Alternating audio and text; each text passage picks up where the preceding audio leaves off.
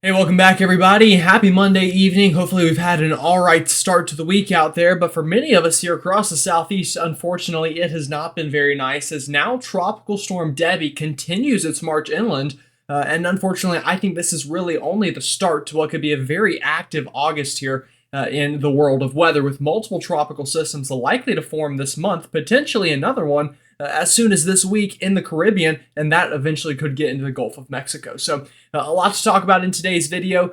So again, if you're new, welcome. My name is Gerald. I am a meteorology major at the University of North Carolina, Charlotte. And welcome to the channel. Definitely please subscribe and like the video. Also comment, let me know where you've been watching from or where you are currently watching from if you're new. And also just want to say thank you to everyone. We've had a great couple of videos in a row now, and really that wouldn't be possible without all of you. So really do appreciate it. And with that said, let's go ahead and jump on into the weather because again, a lot is ongoing that we need to discuss. So with current satellite imagery, obviously the big story again is Debby. Here she is right over the Florida-Georgia line currently, moving inland and up the eastern seaboard, but will do so at a very slow pace over the next 3 or 4 days before finally gaining momentum as it shoots through the mid-Atlantic, northeastern United States, and even into eastern Canada. So a lot of very active weather still with Debby, but again, that's not all we're watching. Another pretty robust wave here into the Caribbean currently that could develop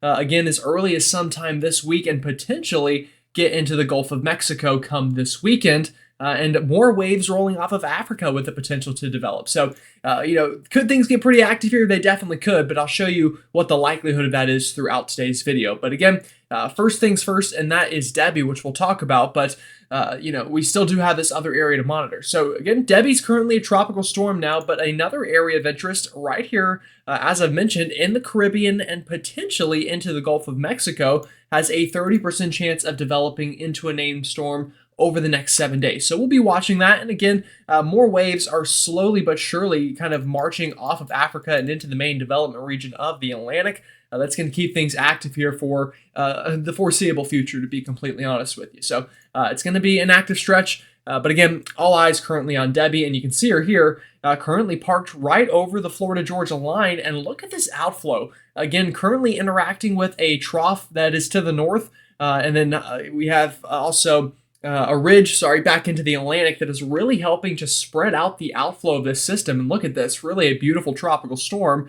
Although not all that strong right now, winds only getting up to about 50 miles an hour. But really the big story from here on out will be flooding rainfall and some storm surge as well with Debby. But she does have the potential to re-strengthen back into a strong tropical storm and potentially, not guaranteed, but potentially a hurricane once more before making a second landfall, likely somewhere along the South Carolina coastline on early Thursday or potentially as early as late Wednesday. But again, we'll take a look at those possibilities here in a second. So that's Debby on satellite. Again, just a big old machine of water right now, and that is, again, going to be the biggest concern here. And because of that, newly issued flood watches from the Outer Banks of North Carolina all the way down through the I-20 corridor into South Carolina, through Augusta, Georgia. All of these green areas under those flood watches, all of these red areas that you see are tropical storm warnings and tropical storm watches now issued for the Grand Strand from Murrells Inlet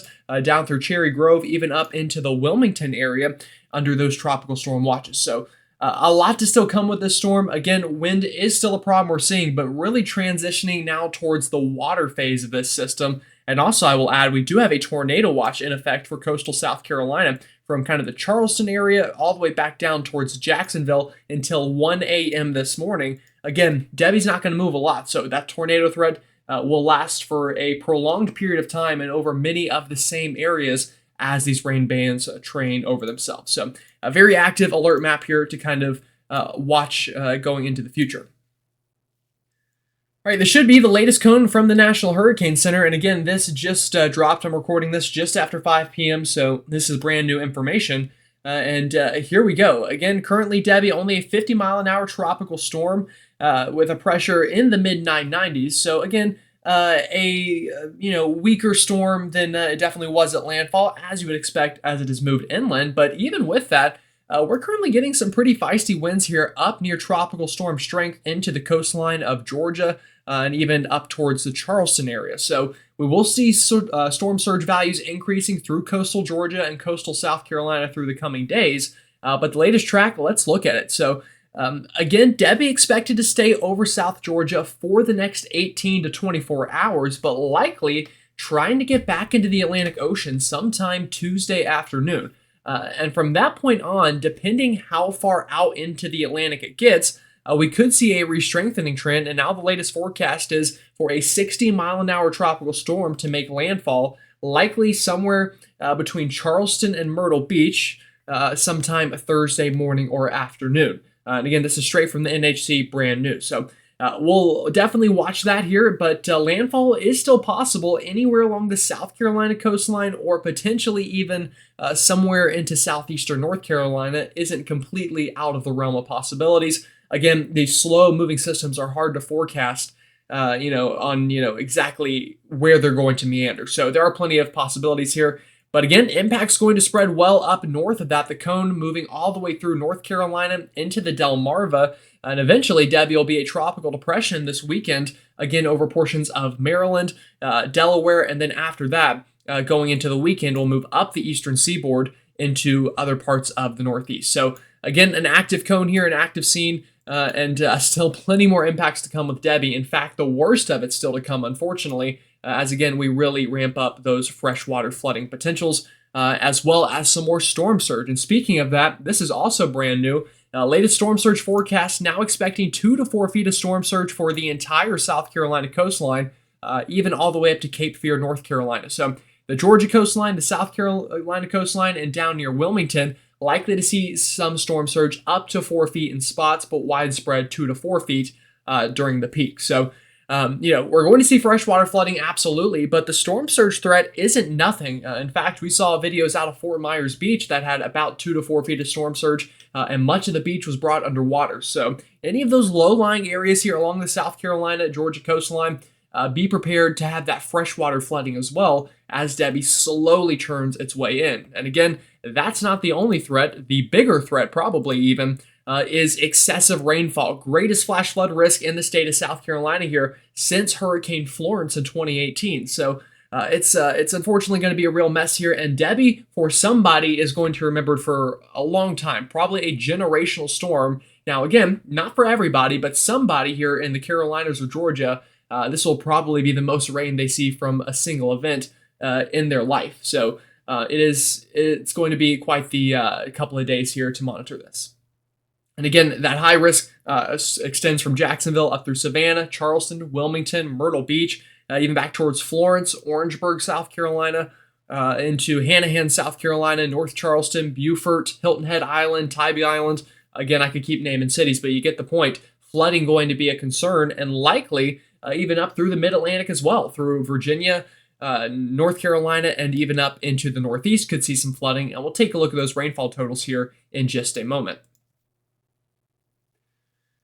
All right, so we do still have some disagreement in our models, and I'll show you this, the GFS and the European. I'll show them both to you, but again, let's just quickly go back to the NHC cone. Now, while we do have these disagreements, overall speaking, the NHC cone is pretty straightforward, indicating that second landfall will be somewhere from, southern South Carolina, likely up near Wilmington, in that range, more likely between Charleston and Myrtle Beach. So I want to really, hit that point home before I show you these models, but I will show you the GFS. Again, been a bit of an outlier, but brings Debby out over southern Georgia, back into the Atlantic sometime Wednesday afternoon. And I'm going to breeze through this, and we'll get more in depth with more mesoscale models in a second, don't worry. But then eventually brings this back in through South Georgia, and then meanders it through the state of Georgia, and then up the eastern seaboard. Now, this solution is one that the GFS is all on its own with. Not really any other model shows that, so that's why the NHC cone doesn't reflect it. A much more likely scenario, I think, is the European model, which again brings very heavy rainfall throughout much of the state of Georgia here, throughout much of the day today, obviously, as we've already seen, into tomorrow on Tuesday. Keeps it over South Georgia and eventually back out into the open Atlantic sometime on Tuesday. Again, during this time, we'd see those very heavy rainfall concerns along the South Carolina coastline, but eventually Debby gets pretty far offshore here into Wednesday morning, And then finally, during the day Wednesday, very slowly moves back inland and brings that landfall up near Myrtle Beach, and then eventually rides this up into the northeast and through the mid-Atlantic. So I think the European is a much more realistic situation. Also, something I will note with the European, look at how far offshore it gets here on Wednesday. So this is something we're gonna need to watch. Ocean temperatures obviously are above average currently, but not everywhere. Now, right where Debbie's parked on this run of the European, this is the Gulf Stream, which is a transport or a current that brings very warm waters out of the Gulf up through the North Atlantic. In fact, the Gulf Stream is the reason countries like the UK and Norway and Sweden aren't just frozen blocks of ice. So again, very important for our weather, but unfortunately, if Debbie gets far enough offshore that she moves over that very warm water, she could re-intensify, and that's what the European does here, re-intensifies it into, once again, probably a Category 1 hurricane, if not a very feisty tropical storm here, going into Thursday morning with landfall right over Horry County, South Carolina, into the Grand Strand, and then again moves up the coastline. So I think the European is much more realistic. Now, does Debbie get that far offshore? We'll see, but I think landfall-wise, again, landfall going to be somewhere probably between Charleston and Wilmington, but most likely probably the Georgetown, Myrtle Beach area of South Carolina, I think, personally at least, will be most likely landfall. And again, the NHC cone kind of agrees with that as well. So, and again, if we look at spaghetti models, they also agree pretty good here. Notice that clustering of landfalls right between Charleston and Myrtle Beach. This is a slight westward shift from this afternoon. Some of the models this afternoon were more Myrtle Beach, Wilmington. This is a little closer to Charleston, Georgetown. So again, but still in that general idea, Charleston to Wilmington. But my personal thought process is probably somewhere near Georgetown, McClellanville, that general area of the Intracoastal Highway there. So again, that's the latest on the Debby track. Now, let's go ahead and dive into the next couple of days here, the next 48 hours, more specific impacts on timing, rainfall, and that tornado threat that we need to watch out for. And again, we already have a tornado watch today. And in fact, going into likely tomorrow as well, we will continue these tornado watches even up further into South Carolina. So we'll get this into this evening and overnight tonight. I think, again, the heavy rain is going to continue to be a concern. Now, there is some dry air trying to feed into Debby, so especially on the southern end here, things will be nicer. But we do still have a couple strong bands of rain and storms moving in off the Gulf into Florida. Those could produce an isolated tornado threat. But the main tornado threat, the main flooding threat, again, will shift to the north side of the storm here through the next couple of days, including overnight tonight. So Savannah, Charleston, Beaufort, Tybee Island, all these communities, go ahead, get ready. Tonight is when things really get rocking and rolling and stay that way for a while. Flooding rains, storm surge at the beaches, again 2 to 4 feet, and then that isolated tornado threat as well through the overnight. So a great night to have a NOAA weather radio if you don't already. If you're able to, maybe try to dig one out of the closet if you might happen to have one. Or again, there are online methods. You get the app on your phone and things like that as well. So again, just have a way to get those warnings and a way that you can be woken up should something be issued during the overnight, whether that be a flash flood warning or a tornado warning or any other kind of hazard here. But we get into tomorrow morning, by the time the sun is rising, the storm, again, moving off near Savannah probably, and this is when those very heavy bands of rain shift up the coast from Charleston, McClellanville, Georgetown, Cherry Grove, Myrtle Beach, throughout the North Strand probably eventually as well. Also, this will try to rotate inland, so even further inland communities, Florence, Orangeburg, Aiken, and or maybe not Aiken, but south there of Aiken and south of the Augusta area, going to see some of this rain beginning to pick up, even through much of the, again, I-95 corridor between Columbia and Charleston. Now, at the same time, a tornado threat is going to begin to increase tomorrow afternoon. Again, look at these feisty bands. These are going to be moving inland, and in fact, I'll be storm chasing this tomorrow into coastal South Carolina. So stay tuned to my social media accounts, and I'll try to post some onto YouTube as well after tomorrow morning's video of some of that storm chasing. But again, a very real tornado threat here, a very real flash flooding threat, a very real storm surge threat. Kind of all three throughout the day Tuesday through just about all of the South Carolina coastline, and then eventually even shifting up into the southeastern North Carolina coastline. Now, it's overnight Tuesday into Wednesday. We'll have to watch to see, again, how far offshore does Debby get? Does she kind of move a little bit further offshore, get out into the Gulf Stream, and then shoot back up? Or does she do kind of what this model is showing and just kind of ride the coast a little bit that'll be important for timing wise, but the impacts will remain relatively the same here. A very feisty Tuesday, and even going into Wednesday afternoon here, still a very feisty storm bringing impacts to the South Carolina coastline and North Carolina coastline. The good news, by Wednesday, I think things calm down for Georgia and Florida. So you folks down that way will get a little bit of a break, but we got a ways to go till then. Latest wind forecast here from the High Resolution Rapid Refresh. Again, probably overdoing some of these wind gusts a little bit right now, but it is gusty through South Georgia. Again, gusting into tropical storm strength. That will continue.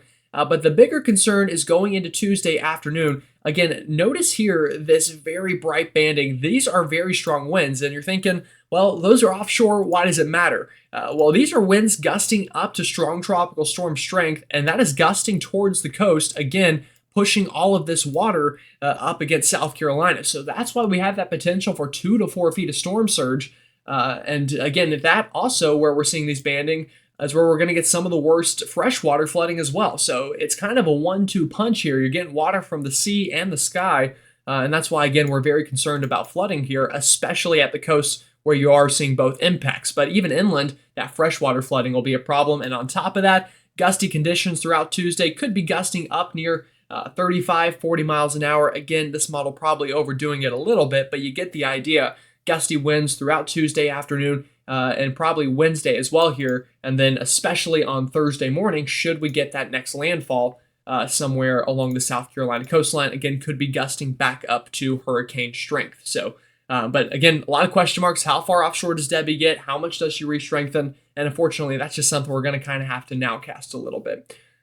Now, one thing that we are more certain about is heavy rain. It's on the way. Again, isolated spots through coastal South Carolina are going to see more than 20 inches of rain, but widespread 10 to 20 from Savannah up through Myrtle Beach. And then even further inland, Augusta, Columbia, Florence, probably half a foot to a foot of rain going to be pretty widespread through some of these regions. Back towards Atlanta and northern Georgia, a lot less rain to worry about as you're on the dry side of the storm. Now, we get into the Mid-Atlantic and Northeast. Here's the latest European model. And again, here is that landfall going into Thursday morning. I think this is a pretty likely scenario. That's my personal forecast. We'll get a landfall sometime early Thursday. Again, in the northern coastline of South Carolina. Again, potentially as a hurricane. 983 millibars. Latest European shows that would be at least near Category 1 strength. And then eventually slowly churns inland throughout the day Thursday, bringing that flooding threat up into North Carolina and central parts of South Carolina, Rock Hill, Charlotte, Monroe, Fayetteville, Greenville, North Carolina, potentially the Triad and the Triangle getting in on some of that very heavy rainfall Thursday and into Friday. Now, the good news, Friday afternoon onwards, the steering currents pick back up. Debby weakens, but then kind of gets on a bit of a quicker pace. Now, we'll still bring heavy rainfall. You'll notice latest forecast from this model brings heavy rain right up the I-95 corridor through the Northeast Friday evening into Saturday, and then eventually clears out of here by the end of the weekend. Now, wind speeds. Again, this is going to be very dependent. How strong does Debby get when she reemerges back into the Atlantic? Again, my forecast is a very high-end tropical storm to low-end Category 1 hurricane. And that would bring gusts, again, up to 70, 75 miles an hour in and along the coast, specifically on the eastern side of the storm. So if landfall is over Georgetown, then Myrtle Beach will probably get the worst of it. If landfall is over Myrtle Beach, then Wilmington will probably get the worst of it. So again, just noting these strong winds, and that will move inland into the PD of South Carolina. We'll likely see some power outages from wind. Again, nothing that we haven't seen before, still tropical storm strength though. So, enough to be concerned about. And then I think the winds died down considerably Friday for North Carolina. Again, could still see some gusty winds in the eastern half of the state, but overall things are much quieter. And then winds pick up back offshores of the Atlantic as Debby kind of turns from a tropical system to more of a post-tropical system as it interacts with some fronts and boundaries. And again, it moves on out of here. Now, heavy rainfall still a threat in the mid-Atlantic, potentially, again, half a foot of rain widespread in eastern North Carolina, Virginia, through the Delmarva, potentially even up the I-95 corridor. Now, not everyone is going to see half a foot. Some people are only going to see a couple inches. Some are going to see maybe a little more than a half a foot. Again, it's really just going to depend on how these rain bands set up. And I nor any other meteorologist can tell you exactly how that's going to happen this far out. So again, just kind of make sure you have a way to get those watches and warnings should something be issued. All right, Northeast, also feisty weather here going into the weekend. Here comes Debby. This is Saturday morning and afternoon. Widespread heavy rain and probably some gusty winds through much of New England here as the storm moves on through. Now, again, the good news is it's moving much quicker through the Northeast than the Southeast. So, this is probably only going to be a couple-hour event. And then by the time we hit Sunday morning here, Debby is gone and much nicer conditions overtake for just about all of the Northeast. So that's the good news. Again, a much quicker hitting system, but winds could get gusty there. Again, we're going to have some, merging of systems in the atmosphere, and you can kind of see that handprint offshore in the wind speeds. So some of these could bring themselves inland a little bit. Kind of some of these fingers you're noticing here, those are just rain bands with some gustier winds, but could gust up to tropical storm strength in the coastal regions from Long Island, coastal Rhode Island, and then into Cape Cod as well. But again, a pretty quick hitting system and out of here by Sunday and Monday is the most likely timing right now. But again, we'll watch for that rain. Again, could see isolated spots up near half a foot here through New England, specifically coastal sections probably. So definitely continuing to watch that. Also, Atlantic Canada, you're not completely out of the woods here. If I can click the right button here. I could see some rain here. Again, here's Debby. This is overnight Saturday into Sunday, bringing those gusty winds and rain through Nova Scotia later this weekend. And then eventually even up into Newfoundland potentially going into early next week. Now, less certainty in this forecast. Again, that's still 5 to 7 days away. And as we know, 5 to 7 days ago, we didn't really know much about Debby. So a lot can change in that time frame. But, continue to stay monitored with that and come back for the latest. All right. Now, that's Debby, but again, not the only threat we're watching in the Atlantic. We do have that wave in the Caribbean I showed you. Here's the latest GFS going into this Thursday. Again, notice this area of vorticity here, kind of closer to the surface at 850 millibars, attempting to tighten up, attempting to become more defined, and some of our models do develop this. Again, latest GFS, here we go, stays relatively elongated and not super defined over the Caribbean, but then crosses the Yucatan, gets into the Gulf this coming weekend and early next week, and tries to form a bit of a storm into the Gulf about 7 days from now. So that's something we'll need to watch. Again, it's not guaranteed, but the NHC, as I showed you earlier, does have that designated with a 30% chance of development in 7 days, and we will absolutely want to watch that. Also, some of our ensembles here do indicate that there is a chance that this could try to develop. These are our GFS ensembles for the next 10 days. Notice we do have a clustering of some that form low pressure in and around the Caribbean and Gulf in that time frame. Now, not a ton of them do, but it is enough of a signal that, again, we should watch it. And again, the Gulf is an absolute bathtub, so should something get here and try to form, could pose impacts potentially to the United States on down the road, or Mexico even. Now, the European and its ensemble members, again, show a couple of them that do develop something in the Gulf here out of that.